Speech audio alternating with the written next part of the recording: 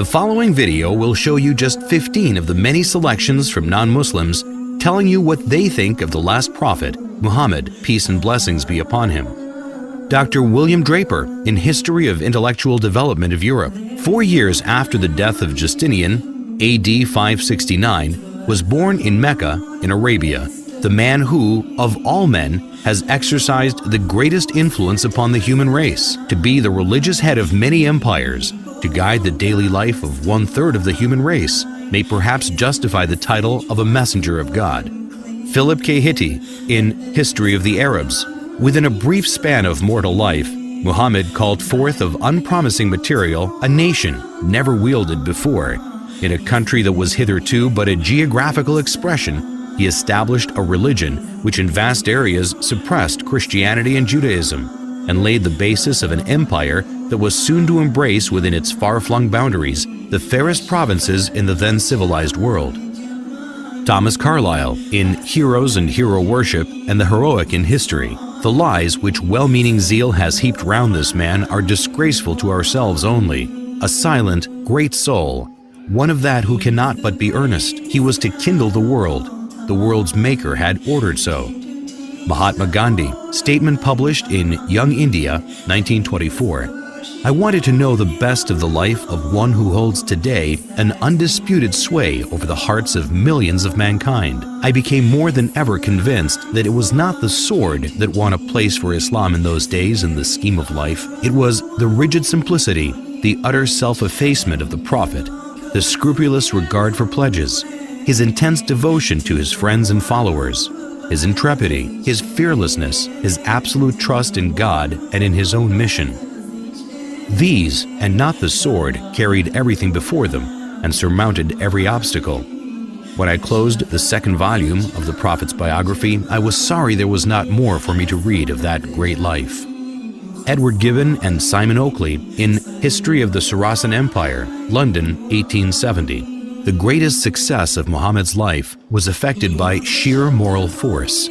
It is not the propagation, but the permanency of his religion that deserves our wonder. The same pure and perfect impression which he engraved at Mecca and Medina is preserved after the revolutions of 12 centuries by the Indians, the African and the Turkish proselytes of the Quran.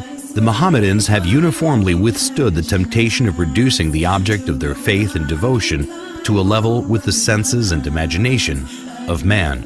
I believe in one God, and Muhammad, the Apostle of God, is the simple and invariable profession of Islam. The intellectual image of the deity has never been degraded by any visible idol. The honors of the Prophet have never transgressed the measure of human virtue, and his living precepts have restrained the gratitude of his disciples within the bounds of reason and religion. Reverend Bosworth Smith, in Muhammad and Mohammedanism, London, 1874. Head of the state as well as the church, he was Caesar and Pope in one. But he was Pope without the Pope's pretensions, and Caesar without the legions of Caesar, without a standing army, without a bodyguard, without a police force, without a fixed revenue. If ever a man ruled by a right divine, it was Muhammad, for he had all the powers without their supports. He cared not for the dressings of power.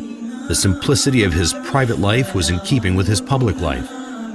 In Mohammedanism, everything is different here. Instead of the shadowy and the mysterious, we have history. We know of the external history of Muhammad, while for his internal history, after his mission had been proclaimed, we have a book absolutely unique in its origin, in its preservation, on the substantial authority of which no one has ever been able to cast a serious doubt. Gibbon, in The Decline and Fall of the Roman Empire, 1823. The good sense of Muhammad despised the pomp of royalty. The apostle of God submitted to the menial offices of the family. He kindled the fire, swept the floor, milked the ewes, and mended with his own hands his shoes and garments.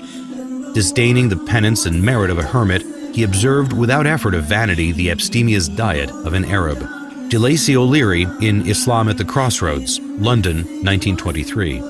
History makes it clear, however, that the legend of fanatical Muslims sweeping through the world and forcing Islam at the point of sword upon conquered races is one of the most fantastically absurd myths that historians have ever repeated.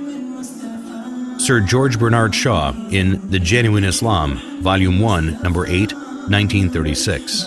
If any religion had the chance of ruling over England, nay, Europe, within the next 100 years, it could be Islam. I have always held the religion of Muhammad in high estimation because of its wonderful vitality. It is the only religion which appears to me to possess that assimilating capacity to the changing phase of existence which can make itself appeal to every age. I have studied him, the wonderful man, and in my opinion, far from being an antichrist, he must be called the savior of humanity. I believe that if a man like him were to assume the dictatorship of the modern world, he would succeed in solving its problems in a way that would bring it the much-needed peace and happiness. I have prophesied about the faith of Muhammad that it would be acceptable to the Europe of tomorrow as it is beginning to be acceptable to the Europe of today. Michael Hart in The 100, a ranking of the most influential persons in history, New York, 1978. My choice of Muhammad to lead the list of the world's most influential persons may surprise some readers and may be questioned by others, but he was the only man in history who was supremely successful on both the secular and religious level.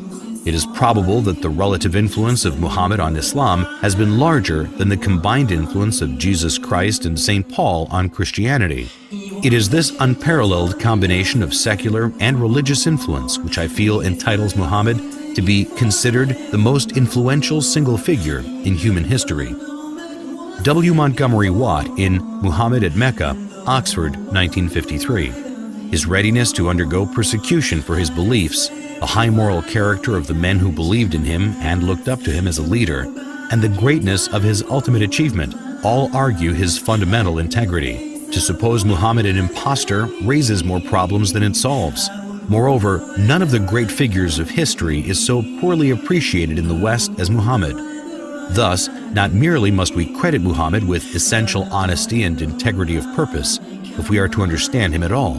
If we are to correct the errors we have inherited from the past, we must not forget that conclusive proof is a much stricter requirement than a show of plausibility, and in a matter such as this, only to be attained with difficulty. Washington Irving in Muhammad and His Successors. He was sober and abstemious in his diet and a rigorous observer of fasts. He indulged in no magnificence of apparel, the ostentation of a petty mind, neither was his simplicity in dress affected, but a result of real disregard for distinction from so trivial a source. In his private dealings he was just. He treated friends and strangers, the rich and poor, the powerful and weak, with equity, and was beloved by the common people for the affability with which he received them and listened to their complaints. His military triumphs awakened no pride nor vainglory, as they would have done had they been effected for selfish purposes. In the time of his greatest power, he maintained the same simplicity of manners and appearance as in the days of his adversity. So far from affecting a regal state, he was displeased if, on entering a room, any unusual testimonials of respect were shown to him. If he aimed at a universal dominion, it was the dominion of faith. As to the temporal rule which grew up in his hands, as he used it without ostentation, so he took no step to perpetuate it in his family. James Michener in Islam, the Misunderstood Religion, Reader's Digest, May 1955, pages 68 to 70. No other religion in history spread so rapidly as Islam. The West has widely believed that this surge of religion was made possible by the sword, but no modern scholar accepts this idea, and the Quran is explicit in the support of the freedom of conscience. Like almost every major prophet before him, Muhammad fought shy of serving as the transmitter of God's word, sensing his own inadequacy. But the angel commanded, "Read." So far as we know, Muhammad was unable to read or write, but he began to dictate those inspired words which would soon revolutionize a large segment of the earth. There is one God. In all things, Muhammad was profoundly practical. When his beloved son Ibrahim died, an eclipse occurred, and rumors of God's personal condolence quickly arose. Whereupon Muhammad is said to have announced, "An eclipse is a phenomenon of nature. It is foolish to attribute such things to the death or birth of a human being." At Muhammad's own death, an attempt was made to deify him But the man who was to become his administrative successor killed the hysteria with one of the noblest speeches in religious history. If there are any among you who worshipped Muhammad, he is dead. But if it is God you worshipped, he lives forever. Lawrence E. Brown in The Prospects of Islam, 1944. Incidentally, these well-established facts dispose of the idea, so widely fostered in Christian writings, that the Muslims, wherever they went, forced people to accept Islam at the point of the sword. Alphonse de Lamartine in Histoire de la Turquie, Paris, 1854. Never has a man set for himself, voluntarily or involuntarily, a more sublime aim, since this aim was superhuman, to subvert superstitions which had been imposed between man and his Creator, to render God unto man, and man unto God, to restore the rational and sacred idea of divinity amidst the chaos of the material and disfigured gods of idolatry then existing. Never has a man undertaken a work so far beyond human power with so feeble means, for he, Muhammad, had in the conception, as well as in the execution of such a great design, no other instrument than himself, and no other aid except a handful of men living in a corner of the desert.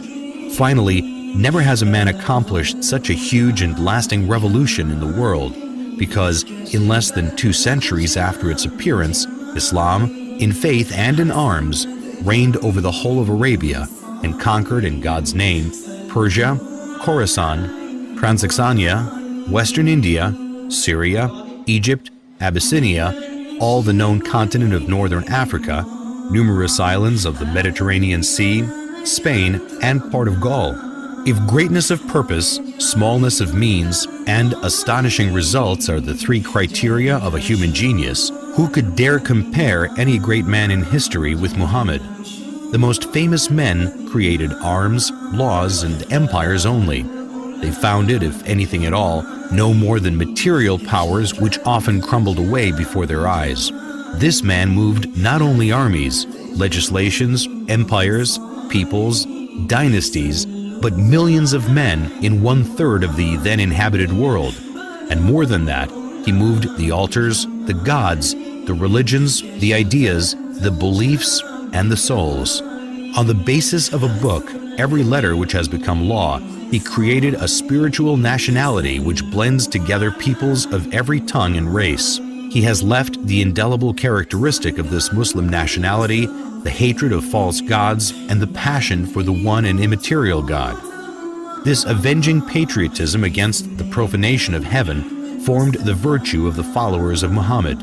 The conquest of 1/3 the earth to the dogma was his miracle, or rather it was not the miracle of man, but that of reason. The idea of the unity of God, proclaimed amidst the exhaustion of the fabulous Theogonies, was in itself such a miracle that upon its utterance from his lips, it destroyed all the ancient temples of idols and set on fire 1/3 of the world. His life, his meditations, his heroic revelings against the superstitions of his country, and his boldness in defying the furies of idolatry, his firmness in enduring them for 15 years in Mecca, his acceptance of the role of public scorn and almost of being a victim of his fellow countrymen, this dogma was twofold: the unity of God and the immateriality of God, the former telling what God is, the latter telling what God is not, the one overthrowing false gods with the sword, the other starting an idea with words. Philosopher, orator, apostle, legislator, conqueror of ideas, restorer of rational beliefs, the founder of 20 terrestrial empires and of 1 spiritual empire. That is Muhammad. As regards all standards by which human greatness may be measured, we may well ask, is there any man greater than he? There is no